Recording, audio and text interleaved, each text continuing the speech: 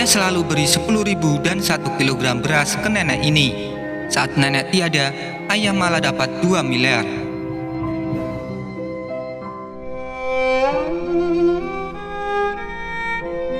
Diceritakan, ayahku seorang pedagang kecil di kantin sekolah. Lantaran kantin ayah cukup luas, ayah kemudian membagi toko kantinnya menjadi 2 ruangan. 1 ruangan untuk berjualan dan 1 ruangan untuk kamar dan dapur. Sehingga saat siang hari, ayah bisa istirahat sejenak sambil menunggu jam istirahat anak-anak sekolah. Suatu hari, seperti biasanya, aku pergi ke toko ayah untuk bekerja. Namun, saat berjalan hampir 200 meter dari toko ayah, aku bertemu seorang nenek tua yang membawa 1 kantong beras berukuran kecil. Dengan pakaian lusuh, berpostur bongkok, nenek itu terlihat sangat kasihan. Di atas berasnya tertulis 1 kilogram beras seharga Rp5.000 saja. Karena aku merasa tidak membutuhkan berasnya, jadi aku hanya langsung memberikan Rp5.000 ke tangan nenek itu, lalu melanjutkan perjalanan ke toko. "Ayah, aku datang," kataku dengan bangga. "Ayah, tadi di depan toko, apakah kau melihat seorang nenek tua berjualan beras? 1 kilogram Rp5.000 saja," aku lanjut bertanya ke ayah. "Ayah melihatnya, nak. Kasihan sekali ya nenek itu. Tapi tahukah kamu, kalau sebenarnya nenek itu membeli beras dari toko ayah? Dia membeli dengan harga Rp5.000 dan ayah memberi kembaliannya Rp10.000, ucap sang ayah. Dengan heran, aku lalu bertanya, "Ayah sudah gila? Apa ayah tidak bisa menghitung? Bagaimana ayah bisa mengembalikan uang begitu banyak ke nenek itu?" Dengarkan dulu cerita ayah. Dulu ia adalah pelanggan setia toko ayah selama hampir 15 tahun. Tidak peduli siang atau malam, hari biasa atau hari libur, pasti dia selalu datang membeli barang di toko ini. Sayangnya, 2 tahun terakhir ia terkena sakit Alzheimer. Daya ingatnya menurun, kesusahan berbicara dan berpikir, serta perilakunya menjadi sangat aneh dan mengkhawatirkan. Nenek itu tidak memiliki siapa-siapa lagi, sehingga tidak ada orang yang peduli dengannya.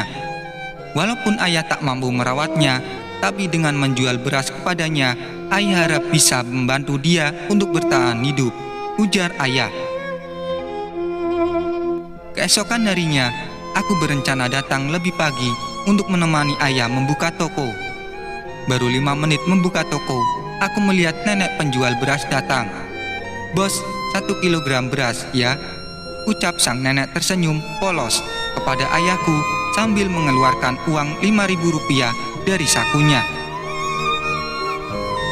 Setelah nenek menerima beras, ia lalu berjalan keluar. "Hei nenek, kami lupa memberi kamu kembalian uang," ucapku. Nenek lalu mengambil uang itu dan memasukkannya ke dalam saku dengan sangat hati-hati. Setelah itu ia berjalan keluar toko dengan langkah berat. Tiba-tiba ayah menegurku sambil berteriak, "Anakku, yang kamu kasih barusan ke nenek itu sebanyak 5 kilogram beras." Aku pun menjawab, "Orang baik akan melakukan yang berbeda dari orang lain. Terima kasih ayah, sudah menjadi teladan yang baik untukku." Waktu pun berlalu. Tak terasa sudah sebulan nenek penjual beras itu tidak datang ke toko ayah. Aku dan ayah pun khawatir dengan keadaan si nenek. Tiap pagi sebelum membuka toko, kami mencari kemana nenek itu pergi. Sampai akhirnya, suatu hari ayah menerima surat dari kantor pos. Surat itu berasal dari si nenek penjual beras. Kami pun langsung tak sabar membuka isi suratnya. "Bos yang baik, terima kasih atas kebaikanmu selama 2 tahun terakhir ini. Jika tidak ada dirimu hari ini, maka aku tidak bisa hidup sampai hari ini. Sekarang saya lagi terbaring di rumah sakit dan merasa ajalku segera tiba. Oleh sebab itu, saya mau menulis surat terakhirku untukmu. Saya juga tidak mempunyai apa-apa untuk membalas semua kebaikanmu.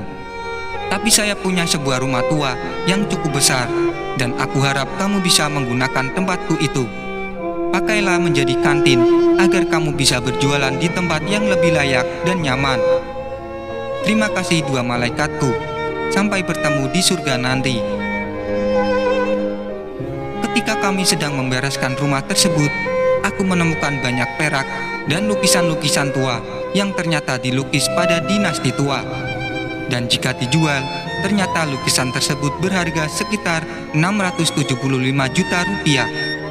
Dihitung ini, itu termasuk rumah, setidaknya bisa dapat 2,2 miliar rupiah.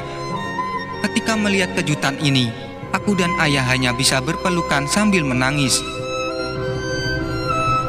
Sekecil apapun perbuatan kecil yang kita tabur untuk orang lain, maka hasilnya akan menuai lebih banyak untuk kita.